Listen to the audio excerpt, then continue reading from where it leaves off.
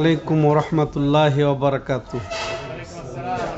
আলহামদুলিল্লাহ ওয়াহদা ওয়াসসালাতু ওয়াসসালামু আলা মাল্লা নবিয়্যা বা'দা আম্মা বা'দ। সম্মানিত দর্শক ও শ্রোতামণ্ডলী, যারা দূর এবং কাছে থেকে আমাদেরকে শুনছেন, জানাই আজকে রিয়াদস্থ বাথা ইসলামিক সেন্টার কর্তৃক আয়োজিত সাপ্তাহিক কিতাবুত তাওহীদের ক্লাসে আজকে 6 রজব 1446 হিজরি রোজ সোমবার। আজকে যে অধ্যায় নিয়ে আলোচনা করব 39তম অধ্যায় কিতাবুত তাওহীদের। আজকে অত্যন্ত গুরুত্বপূর্ণ বিষয় নিয়ে এই অধ্যায়। তো এই অধ্যায় লেখক রাহিমাহুল্লাহ যেটা সাব্যস্ত করবেন, তাওহীদ পরিপন্থী একটি গুরুত্বপূর্ণ বিষয়, আর এটা কিতাবুত তাওহীদ। আর তিনি একটা পজিটিভ এবং নেগেটিভ উভয় সিস্টেমে, উভয় পদ্ধতিতে তিনি তাওহীদকে সুসাব্যস্ত করে চলেছেন তার এই কিতাবুত তাওহীদের মাধ্যমে। তো আজকে তাওহীদের পরিপন্থী এক বিষয় হলো যে আল্লাহর হুকুম ব্যতীত বিধান অনুযায়ী বা আল্লাহর হুকুম ব্যতীত ফয়সালা করা, এটা তাওহীদের বিপরীত, তাওহীদের সাথে সাংঘর্ষিক। তাওহীদ নষ্ট হয়ে যায়, মানুষ তাওহীদ থেকে বের হয়ে যায়, তার ঈমান নষ্ট হয়ে যায়। যার ফলে তিনি এই অধ্যায় এখানে স্থাপন করেছেন যে এটাও আমাদেরকে বুঝতে হবে। আর এই আল্লাহর বিধান অনুযায়ী ফয়সালা না করা, এটা হচ্ছে আনুগত্যের মধ্যে শিরকের অন্তর্ভুক্ত, যা ইতিপূর্বে আমরা জেনেছি। আনুগত্যের ক্ষেত্রেও শিরক হয়ে থাকে। আল্লাহর হুকুম, নবীর হুকুম অনুযায়ী না চললে, অন্যের আনুগত্য করলে সেটা শিরক হয়ে যায়। তো আল্লাহর যেটা প্রতিষ্ঠিত বিধান, কোরআন এবং সুন্নাত অনুযায়ী যে ফয়সালা, সেটা গ্রহণ না করে তাগুতের বিধান অনুযায়ী বিচার ফয়সালা করা এবং গ্রহণ করা। যে ফয়সালা করবে আল্লাহর আইন বিরোধী, আল্লাহর হুকুম বিরোধী, সে হচ্ছে তাগুত। আর যে এই বিধান গ্রহণ করবে সে এই তাগুতের বিচার গ্রহণকারী, উভয় নিন্দনীয়। তো এ সম্পর্কে আজকের আলোচনা। তো এর মূল কথা হচ্ছে যে এই আল্লাহর আইন ব্যতীত, আল্লাহর হুকুম ব্যতীত বিচার ফয়সালা করার এটা 3 ধরনের হতে পারে মৌলিকভাবে। প্রথম, যে আল্লাহর বিচার ফয়সালা ব্যতীত তাগুতের বিচার ফয়সালা, সেটা হয়তো পশ্চিমাদের বিচার ফয়সালা হোক, নিজের অন্য কোনো শাসকের বিচার ফয়সালা হোক, যে কোনো বিচার ফয়সালা যদি স্বতঃস্ফূর্তভাবে এটা সন্তুষ্টি চিত্তে, মহাব্বতের সাথে, ভালোবেসে, ভালো লেগে যদি এটা করে এবং করায় নেয়, তাহলে এটা বড় শিরকের অন্তর্ভুক্ত। সে ইসলাম থেকে খারিজ হয়ে যাবে। সেটা যদি নিজ সন্তুষ্টি চিত্তে এবং এই হুকুম ফয়সালাকে ভালোবেসে যদি গ্রহণ করে, তাহলে এটা কি হবে? বড় শিরক হবে। এর ফলে মানুষ ইসলাম থেকে খারিজ হয়ে যাবে। এটা মারাত্মক। আর এটা এই লেখকের উদ্দেশ্য, এটা মূলত লেখকের উদ্দেশ্য। আর দ্বিতীয় আরেকটা যেটা, এটা তাওহীদ সম্পূর্ণরূপে বিলুপ্ত না হলেও, তাওহীদ থেকে বের না হয়ে গেলেও, ঈমান থেকে বের না হয়ে গেলেও, ওটা ছোট শিরকের অন্তর্ভুক্ত। গুনার দিক দিয়ে কাবিরা গুনাহ। ছোট শিরক মানে কি? কাবিরা গুনাহ, কিন্তু ছোট শিরক। আর বড় শিরকও হচ্ছে কাবিরা গুনাহ, কিন্তু এতে ঈমান নষ্ট হয়ে যায় না। আর ছোট শিরকের ফলে মানুষের ঈমানটা কমে যায়, ঘাটতি আসে। তো যে আল্লাহ ছাড়া অন্যের হুকুম ফয়সালা করলো এবং করালো, গ্রহণ করলো, সেটাতে সে সন্তুষ্ট না। এই ফয়সালা করতে বিচারক যদি হয়, সে আসলে এতে সন্তুষ্ট না, এটা সে পছন্দও করে না।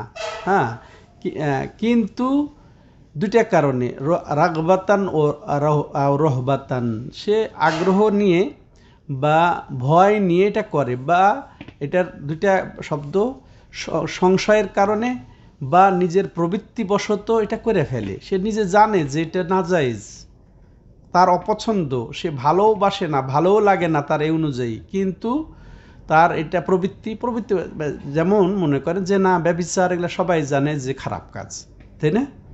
তো তারপরেও প্রবৃত্তির কারণে হ্যাঁ সে শিকার হয়ে যায়, কখনো কখনো শয়তানের এতে শিকার হয়ে যায়। তেমনইভাবে এটা সংশয়বশত, তার এটা সন্দেহবশত এটা সে করে ফেলে, তাই না? যে জায়েজ হতে পারে, জায়েজ হতে পারে, কিন্তু সে এতে স্বতঃস্ফূর্ত নয়। তো এই সংশয়ের কারণে যদি বিচার ফয়সালা করে তাহলে এটা ছোট শিরক হবে, যেহেতু স্বতঃস্ফূর্ত নয়, আগ্রহ সহকারে নয়, পছন্দ করে নয়, তাইলেও কি হবে, সেটা ছোট শিরক হবে, গুনাহ কাবিরা হবে।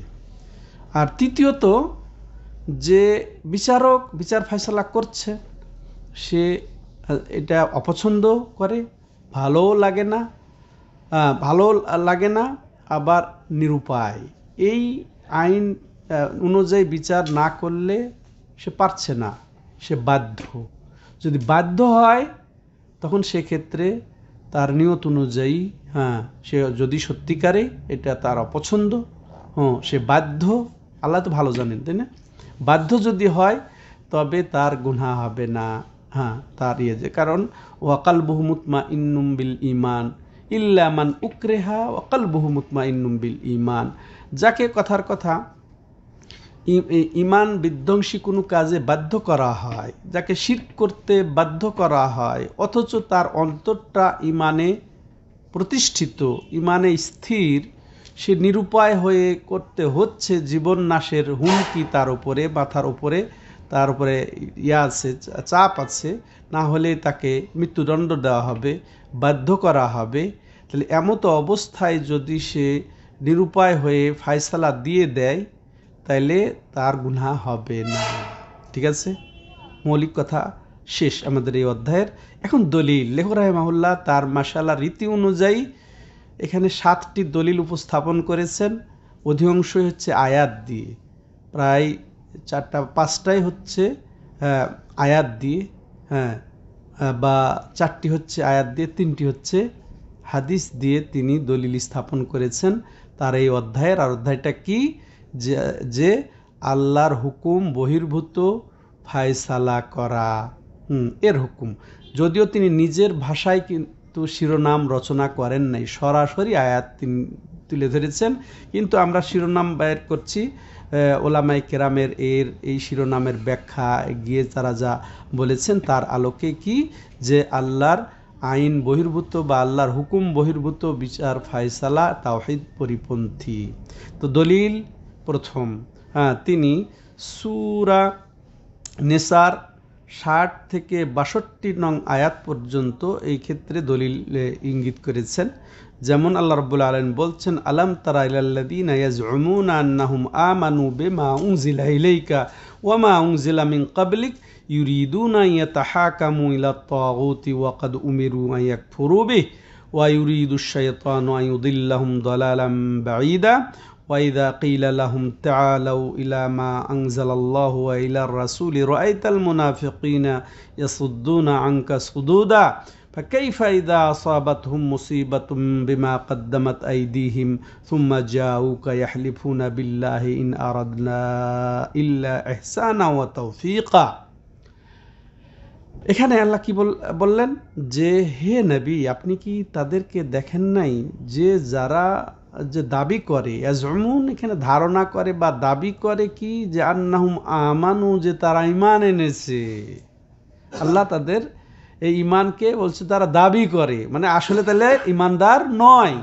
কি যে কিসের উপরে ঈমান আনা দাবি করে, বেমা উনজিলা ইলাইকা ওয়া মা উনজিলা মিন ক্বাবলিক, তোমার উপরে এবং তোমার পূর্ববর্তী যে নবীদের উপরে, মুসা ঈসার উপরে যা কিছু অবতীর্ণ করা হয়েছে তার উপরে তারা ঈমানের দাবি করে। যারা ইউরিদুনা ইয়াতাহাকামু ইলা তাগুত, অথচ ইমানের দাবিদার হয়েও তারা তাগুতের বিচার ফায়সালার দিকে ধাবিত হয়, সেটাই চায়।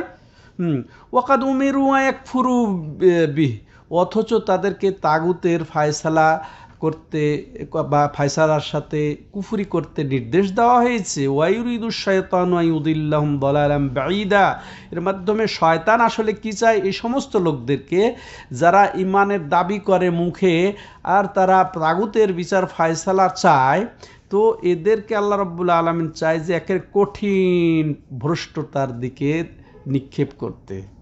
হ্যাঁ, এরপরে আয়াত আল্লাহ বলছেন ওয়াইদা কিলা লাহুম তাআলাউ ইলা মা আনজালাল্লাহ ওয়া ইলার রাসূল, যখন তাদেরকে বলা হয় যে তোমরা কি করো, আল্লাহর নাজিলকৃত বিধানের দিকে এবং রাসূল মা আনজালাল্লাহ ওয়া ইলার রাসূল, আল্লাহ রাব্বুল আলামিন মা আনজালাল্লাহ, আল্লাহ ওই দিকে আসো যা আল্লাহ রাব্বুল আলামিন নাজিল করেছেন, ওয়া ইলার রাসূল এবং রাসূলের দিকে। তাহলে দেখেন এখানে কোরআনের দিকে, ওয়াইলার রাসূল অর্থাৎ রাসূলের দিকে অর্থাৎ সুন্নতের দিকে। এখানে যারা সুন্নতের অস্বীকারী, যারা হাদিস অস্বীকার করে, তাদের একটা জবাব রয়ে গেছে যে কার দিকে আসো, যে তোমরা আসো কোন দিকে, মা আনজালাল্লাহ, আল্লাহ যা নাজিল করেছেন, ওয়াইলার রাসূল, এবং রাসূলের দিকে আসো। তাহলে রাসূলের যেগুলা ফায়সালা, রাসূলের যেগুলা কর্ম, রাসূলের যেগুলা নির্দেশ, রাসূলের যেগুলা স্বীকৃতি, সেদিকে তোমরা এসো।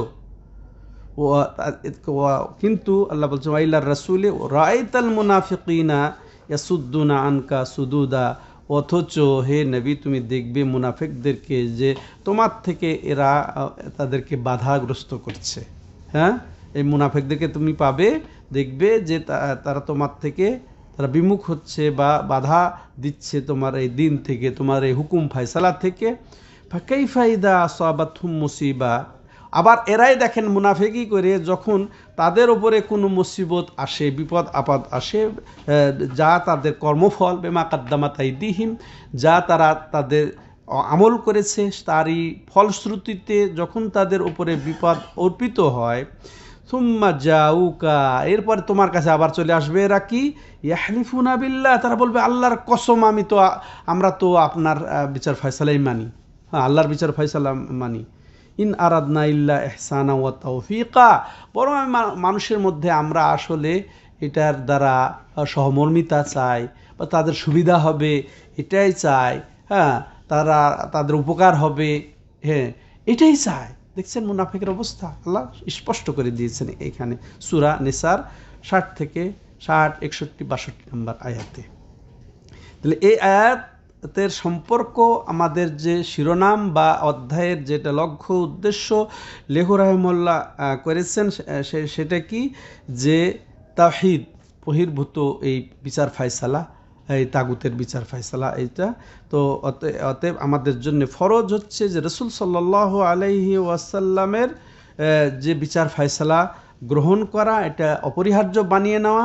আর এটাই হচ্ছে কালেমায়ে শাহাদাতাইন, অর্থাৎ আশহাদু আল্লা ইলাহা ইল্লাল্লাহ ওয়া আন্না মুহাম্মাদার রাসূলুল্লাহ, এই সাক্ষ্যের দাবি যারা আমরা এই সাক্ষ্য দেব যে আল্লাহ ছাড়া আমাদের সত্য কোনো মাবুদ নেই, মুহাম্মদ আল্লাহর রাসূল। তো তাহলে আল্লাহর বিচার ফায়সালা এবং রাসূলের বিচার ফায়সালা, হ্যাঁ আল্লাহ প্রদত্ত রাসূল প্রদর্শিত যে হুকুম ফায়সালা, এটা গ্রহণ এখানে যারা করবে না তারাই হচ্ছে তারা কাফের হয়ে যাবে, কুফরি করবে। হ্যাঁ, তো এটাই হচ্ছে এই অধ্যায়ের সাথে তার সম্পর্ক। তাহলে যারাই এই কালেমায়ে শাহাদাতের স্বীকৃতি দেবে, যদিও তারা মুখে স্বীকৃতি দেয় কিন্তু কার্যত তারা যদি না মানে, তাহলে তাদের এটা অন্তর্ভুক্ত। বা তারা যদি এই আল্লাহর হুকুম ফায়সালা থেকে সরে গিয়ে এই যে গায়রুল্লাহর অর্থাৎ তাগুতের বিচার ফায়সালা হয়, তাদের এই সাক্ষ্যের কোনো মূল্য নেই আশহাদু আল্লা ইলাহা ইল্লাল্লাহ, বরং তারা এই সাক্ষ্যকে মিথ্যা আরোপ করলো, মিথ্যা প্রতিপন্ন করলো, বা তারা এটা আসলে মৌখিকভাবে বলল ঠিকই, কিন্তু কার্যত তারা আমল না করে তারা মুনাফিকি করলো। এটাই আমাদের এই অধ্যায়ের সাথে এই আয়াতের সামঞ্জস্য।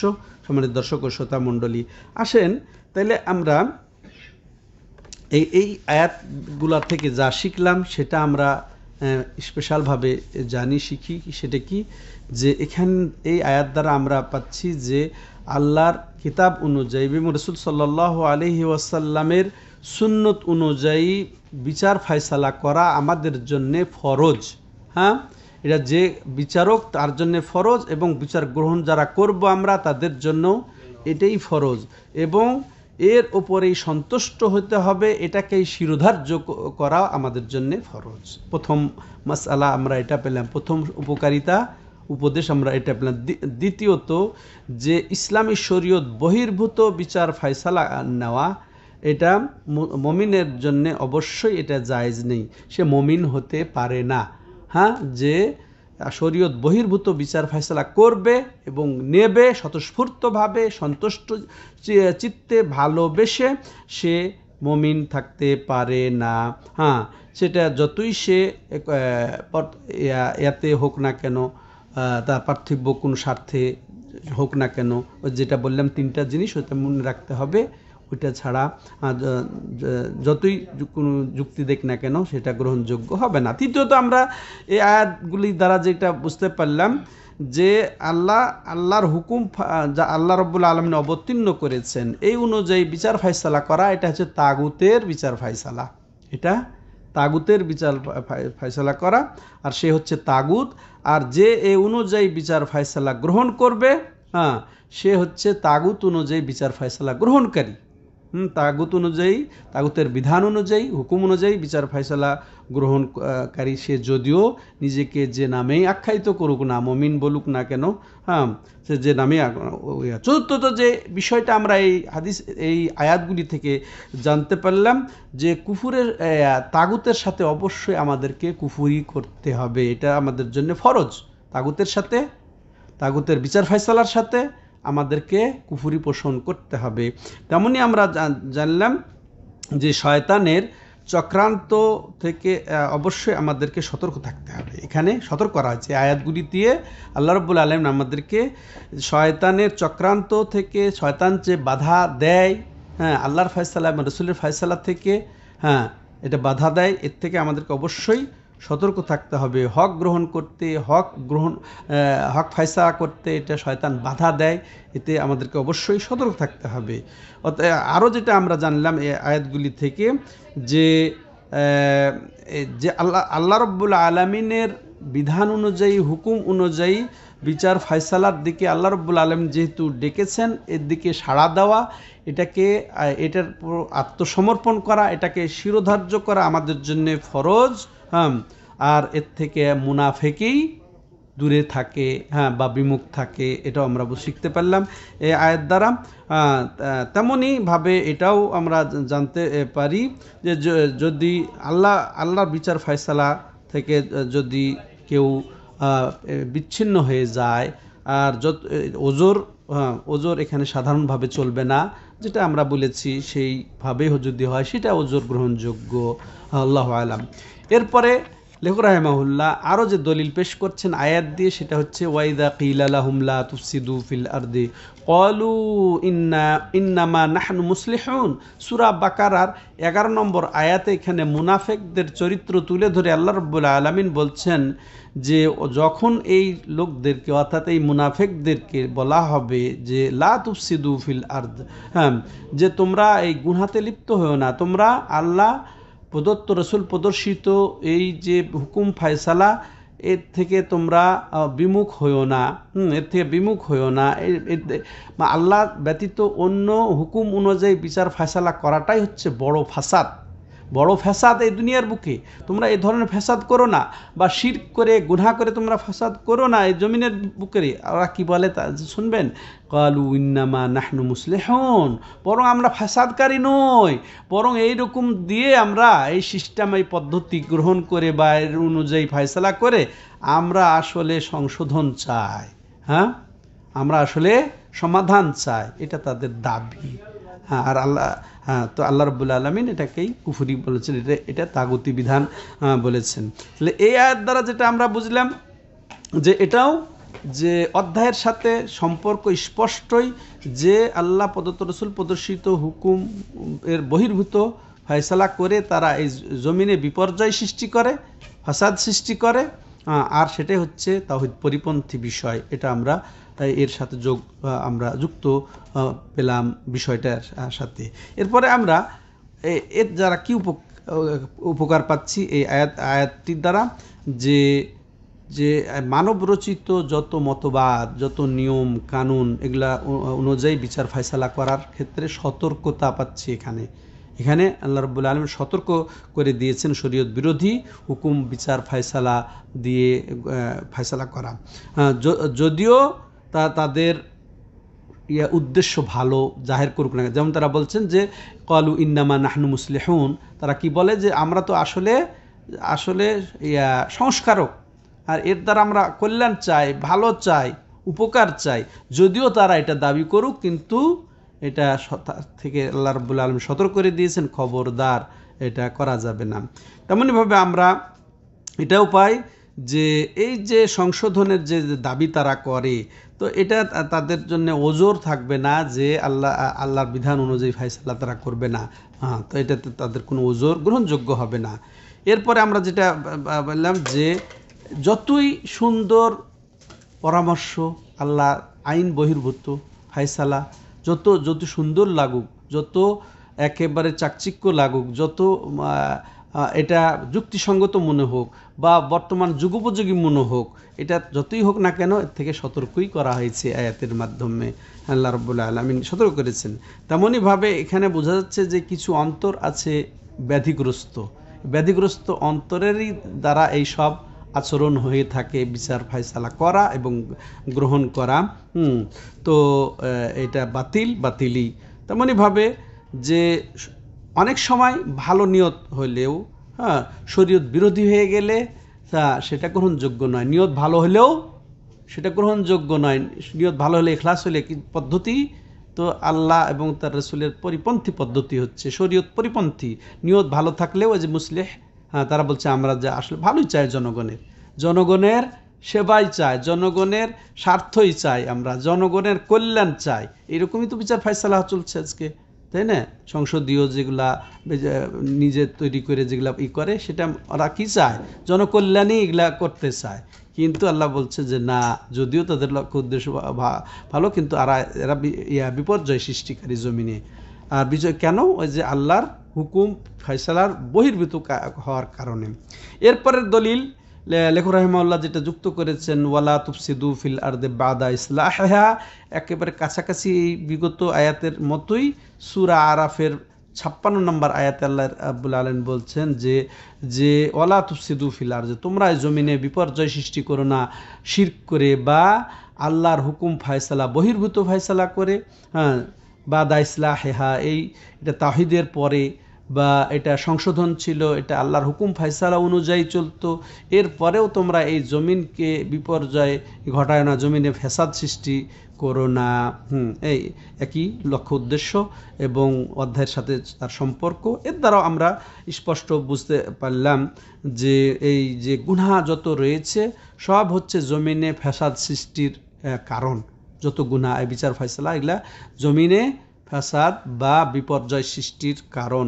তেমনইভাবে আমরা এই আয়াত দ্বারা শিখতে পারি কি, যে আল্লাহর আনুগত্য, রাসূলের আনুগত্যর মধ্যেই রয়েছে যে জমিনের বা দেশের, আল্লাহর জমিনের এখানে সংশোধন বা এখানে আবাদ, এটা রয়েছে আল্লাহর আনুগত্যের মধ্যে রয়েছে। আল্লাহর বিরোধিতাই কেমনে থাকবে? আর আল্লাহ প্রদত্ত বিধানের এটা চলা মানে কি? আল্লাহর অবাধ্যতা বিপর্যয়, আর আল্লাহর আনুগত্যই হচ্ছে এখানে সংশোধন, এখানে এটার মধ্যেই রয়েছে কল্যাণ। তৃতীয়ত যেটা আমরা জানতে পারলাম যে আল্লাহর বিধান অনুযায়ী ফয়সালা না করা, এটা হচ্ছে কি জমিনের মধ্যে বিপর্যয় সৃষ্টি করা, এটাও জানলাম। তেমনইভাবে আরও জানলাম যে আন্না সালাহাল বাশারি ওয়া ইসলাহাহুম লা ইয়াকুনু ইল্লা বিতাহকিমে মা আনজালাল্লাহ, যে মানবতার সংশোধন, মানবতার কল্যাণ ততক্ষণ হবে না যতক্ষণ পর্যন্ত আল্লাহর বিধান অনুযায়ী, আল্লাহর হুকুম অনুযায়ী, আল্লাহ নাজিলকৃত আইন অনুযায়ী ফয়সালা না করা হবে। আরও দলিল দেখেন, এটাও আয়াত দিয়ে তিনি তুলে ধরেছেন, ওয়া কাউলিহি আফা হুকমাল জাহিলিয়াতি ইয়াবগুন ওয়া মান আহসানু মিনাল্লাহি হুকমান লিকাউমিন ইউকিনুন। সূরা মায়দার 50 নম্বর আয়াত এটি। এখানে আল্লাহ রাব্বুল আলামিন বলছেন এরা কি চায় যে জাহিলি হুকুম ফায়সালা, তারা এটা জাহিলি হুকুম ফায়সালা চায়। ওয়া মান আহসানু মিনাল্লাহি হুকমান লিকাউমিন ইউকিনুন, যে আল্লাহর ফায়সালা, আল্লাহর হুকুম, এগুলার চেয়ে আর কোন হুকুম উত্তম হতে পারে? এটা কখন কার জন্যে? মুমিনদের জন্যে, দৃঢ়প্রত্যয়ীদের জন্যে, যারা আসলে প্রকৃত ইলম রেখে ঈমান রেখেছে, তাদের জন্যে আল্লাহর হুকুম ফায়সালার চেয়ে আর কোন হুকুম ফায়সালা ভালো হতে পারে? এখানে অবশ্য তুলনা করা হয় নাই, মানে আল্লাহর হুকুম ফায়সালার সাথে আর অন্য কোনো হুকুম ফায়সালার তুলনা করা হয় নাই, বরং একেবারে যে কোনো ফায়সালাই এটা গ্রহণযোগ্য নয়, আল্লাহর ফায়সালাটাই হচ্ছে উত্তম, কল্যাণকর, এটাই বোঝানো হয়েছে। তো এই আয়াত দ্বারা এখানে তিনভাবে এই আল্লাহর হুকুমের বাইরে বা আল্লাহর নাজিলকৃত হুকুমের বাইরে ফায়সালার ক্ষেত্রে যেটা জবাবে উত্তর এসেছে আফা হুকমাল জাহিলিয়া, এটা আল্লাহর প্রশ্ন যে আফা হুকমাল জাহিলিয়া কোনটা, মানে এটা আল্লাহ প্রশ্ন করেই যেন অস্বীকার করছেন, যেটা হতেই পারে না। হ্যাঁ, হুকমাল জাহিলিয়া বা জাহেলি হুকুম, জাহেলি ফায়সালা, জাহেলি নীতিমালা, জাহেলি আদর্শ, এটা তাহলে এটাও একটা প্রত্যাখ্যাত জিনিস। জাহেলি আদর্শই মানে হচ্ছে এটা কি? গুনাহ। জাহেলি আদর্শই হচ্ছে এটা তাওহীদ পরিপন্থী, ঈমান পরিপন্থী, তাগুতি বিধান। এটা তারা কি চায়? ওয়ামান আহসানু, এবার আল্লাহ এটা আল্লাহ বুঝাতে যাচ্ছেন যে আল্লাহর ফায়সালা ছাড়া, আল্লাহর হুকুম ছাড়া কোনো বিধানই এটা উত্তম হতে পারে না, কল্যাণকর হতে পারে না যাদের ঈমান আছে। যাদের ঈমান নাই তাদের জন্য হতেই পারে, হ্যাঁ, যে যা খুশি তাই হতে পারে, এটাই বোঝানো হয়েছে। তাহলে এই আয়াত দিয়ে যেটা আমরা শিখলাম সেটা হচ্ছে কি, এটার সাথেও সরাসরি অধ্যায়ের সম্পর্ক আমরা বুঝতে পারছি, রিপিট করতে আর চাচ্ছি না। তো এখানে প্রথম যেটা আমরা শিক্ষা মোটামুটি একই ধরনের, যে আল্লাহর শরীয়ত অনুযায়ী ফায়সালা ফরজ, এটা আমরা আয়াত দ্বারাও জানতে পারলাম। তেমনইভাবে আমরা জানতে পারলাম যে জাহেলি যুগের হুকুম ফায়সালা, তো এটা আল্লাহ করা মানে কি? আল্লাহর হুকুম ফায়সালার বিরোধিতা করা, আল্লাহর হুকুম ফায়সালার বিরোধিতা করা।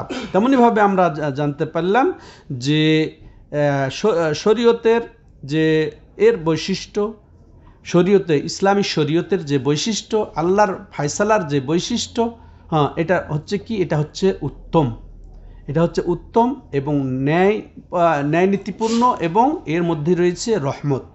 তাহলে ইসলামী শরীয়তের আল্লাহ প্রদত্ত এবং রাসূল প্রদর্শিত যে হুকুম ফায়সালা, এর অন্যতম বৈশিষ্ট্য হচ্ছে তিনটি এখানে আমরা বুঝতে পারছি। সেটা হচ্ছে কি? কল্যাণকর, সর্বাধিক কল্যাণকর বা একান্তই কল্যাণকর, এর মধ্যে কল্যাণ রয়েছে। আর এটা হচ্ছে নীতির ভিত্তি, ন্যায়ের ভিত্তি, ইনসাফ ভিত্তিক, এবং এর মধ্যেই রয়েছে আল্লাহর পক্ষ থেকে রহমত। তেমনইভাবে আমরা আরও জানতে পারি এই আয়াত দ্বারা যে মানবরচিত কল্পিত বিধিবিধান, হুকুম আহকাম, এটা যেটা পশ্চিমাদের বিধান, এটা কুফুরি, এটা কুফুরি। এরপরে লেখক রাহিমাহুল্লাহ একাধিক হাদিস থেকে তিনি তার এই অধ্যায়ের দলিল উপস্থাপন করে তিনি বলছেন, জানি আন আব্দুল্লাহ ইবনে আমর রাদিয়াল্লাহু আনহুমা আন্না রাসূলুল্লাহ সাল্লাল্লাহু আলাইহি ওয়াসাল্লাম ক্বালা লা ইউমিনু আহাদুকুম হাত্তা ইয়াকুনা হাওয়াহু তাবআন লিমা জিতু বিহি। ক্বালা আন-নাওয়ী হাদিসুন সাহিহুন রাওয়াইনাহু ফি কিতাবিল হুজ্জাত বিইসনাদিন সাঈদ। তো হাদিসটি আব্দুল্লাহ ইবনে আমর রাদিয়াল্লাহু আনহুমা থেকে বর্ণিত। তো এই হাদিসটির সনদ দুর্বল হলেও এর আবার সাপোর্ট আছে, এর মর্মটা সঠিক। শব্দগত দিক, এটার সনদের দিক দুর্বল হলেও এর যেটা তথ্য এই হাদিস থেকে পাওয়া গেছে বা এর মর্মটা, এটা হচ্ছে দলিল ভিত্তিক, অর্থাৎ আয়াতের দলিল ভিত্তিক। হ্যাঁ, যেমন এই মর্মে হাদিসটির আগে অর্থ আমি বলি। তো আব্দুল্লাহ ইবনে আমর রাদিয়াল্লাহু আনহুমা বলছেন যে রাসূলুল্লাহ সাল্লাল্লাহু আলাইহি সাল্লাম বলেন যে তোমাদের মধ্যে কেউ মুমিন হতে পারবে না যতক্ষণ পর্যন্ত তার প্রবৃত্তি আমি যা নিয়ে অবতীর্ণ হয়েছি, আমি যা নিয়ে প্রেরিত হয়েছি, তার উপরে তার আত্মাটা যদি সেই দিকেই সীমাবদ্ধ না থাকে, অন্যদিকে ধাবিত না হয়ে যতক্ষণ পর্যন্ত আমি যা নিয়ে অবতীর্ণ হয়ে প্রেরিত হয়েছি বা আমার উপরে যা অবতীর্ণ হয়েছে তার দিকে যদি ধাবিত না হয় বা স্থায়ী না থাকে, সে তোমাদের মধ্যে কেউ মুমিন হতে পারবে না। তাহলে এর মাফহুম হচ্ছে ফালা ওয়ারাব্বিকা লা ইউমিনুনা হাত্তা ইউহাক্কিমুকা ফীমা শাজারা বাইনাহুম থুম্মা লা ইয়াজিদু ফি আনফুসিহিম হারাজাম মিম্মা কাদাইতা ওয়া ইউসাল্লিমু তাসলিমা। সূরা নিসার 65 নম্বর আয়াতের যেটা মর্ম আর এই হাদিসের যেটা মর্ম এক, যদিও এখানে সনদে দুর্বলতা রয়েছে। তো এই জন্য লেখক রাহিমাহুল্লাহ এটা দিয়ে দলিল উপস্থাপন করেছেন। আর আয়াতে বলছে কি, যেটা এটা হাদিস তো বললাম, আয়াতের মর্ম হচ্ছে যে আল্লাহ রাব্বুল আলামিন এখানে জোরালোভাবে তাকিদ আরোপ করে বলছেন যে আগে অস্বীকৃতি যে হতেই পারে না, অসম্ভব, অরব্বিকা, হে নবী আপনার রবের কসম, লা ইউমিনুন তারা মুমিন হবে না যতক্ষণ হাত্তা ইউহাক্কিমুকা ফীমা শাজারা বাইনাহুম, যতক্ষণ পর্যন্ত তাদের পরস্পরে যে ক্ষেত্রে মতবিরোধ হবে ওই ক্ষেত্রে তোমাকে ফায়সালাকারী মেনে না ফায়সালাকারী মেনে নিতে হবে।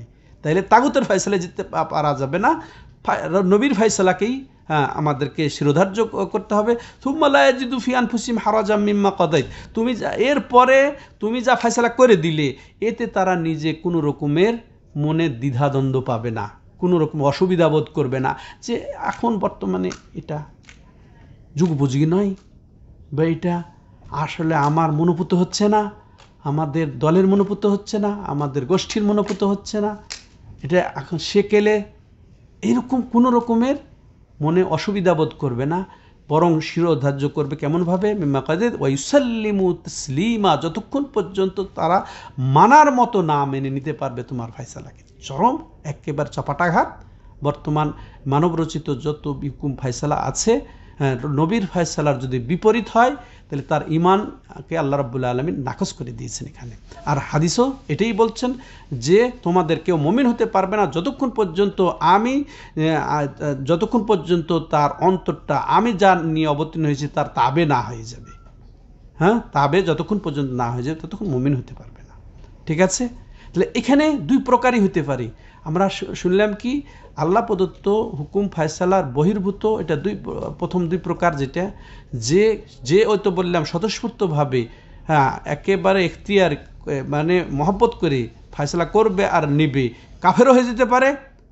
আল্লাহ রাসূলের যে আনিত যা কিছু নিয়ে যদি না সে তাবে না হয়ে যায়, তেমনইভাবে যদি নাও হয়, যদি ওই তো বললাম যে তার প্রবৃত্তিগত কারণে হয়ে থাকে বা সংশয়ের কারণে হতে থাকে, তবুও সে ছোট শিরকে পতিত হবে। সম্মানিত দর্শক শ্রোতা মণ্ডলী, লম্বা হয়ে যাচ্ছে যদি ফায়সালা আসলে এই অধ্যায়গুলা ঠিক মতো আবার না করলেও হচ্ছে না। তেমন এই হাদিস থেকে যেটা আমরা বুঝতে পারলাম সেটা কি, যে রাসূল সাল্লাল্লাহু আলাইহি সাল্লাম যা নিয়ে এসেছেন তার প্রতি মহব্বত করা আমাদের জন্য ফরজ, সেটা আকিদার বিষয় হোক, মানহাজের বিষয় হোক, আমলের বিষয় হোক, বিশেষ করে শরীয়তি ফায়সালার বিষয় হোক, সব কিছুই উপরে আমাদের মহব্বত থাকতে হবে। মহব্বত না থাকলে অন্যদিকে যদি আমাদের অন্তরটা মাইল হয়ে যায়, ধাবিত হয়ে যায়, কুফরি হয়ে যাবে, নাউজুবিল্লাহ।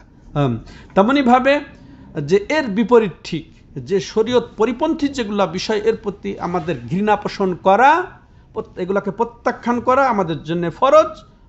যে রাসূল যা কিছু শরীয়ত নিয়ে এসেছে এবং তার থেকে দূরে থাকাও আমাদের জন্য ফরজ, প্রত্যাখ্যান করা ফরজ এবং দূরে থাকাও ফরজ। তেমনইভাবে ওদের ঈমানকে এই আয়াত বা এই হাদিস দ্বারা এখানে নাকচ করা হয়েছে, যাদের অন্তরটা যে রাসূল সাল্লাল্লাহু আলাইহি সাল্লাম যা নিয়ে প্রেরিত হয়েছেন বা যা তার কাছে অবতীর্ণ হয়েছেন, যদিও সে আমল করে কিন্তু তার বিরুদ্ধাচরণ যদি করে বা বিরুদ্ধে ফায়সালা দেয়, তাহলে সে রাসূলের বিধিবিধান অনুযায়ী ফায়সালা বা অন্য না করে অন্য যদি করে, যদিও সে অন্য আমলও করে, তাহলে সেটা কি হবে, তার ঈমান থাকবে না, ঈমান প্রত্যাখ্যাত। সম্মানিত দর্শক শ্রোতা মণ্ডলী, এরপরে যা হোক এই আরেকটা, এই যে আয়াত যেটা আমরা প্রথম দিয়ে শুরু করেছি অধ্যায়ে, ওই আয়াতের শানে নজুল ও তিনি উল্লেখ করে বলছেন ওয়াকালা শাআবি, তিনি একজন মাশাল নির্ভরযোগ্য বর্ণনাকারী, কানা বাইনা রাজুলিন মিনাল মুনাফিকিনা ওয়া রাজুলুম মিনাল ইয়াহুদি খুসুমা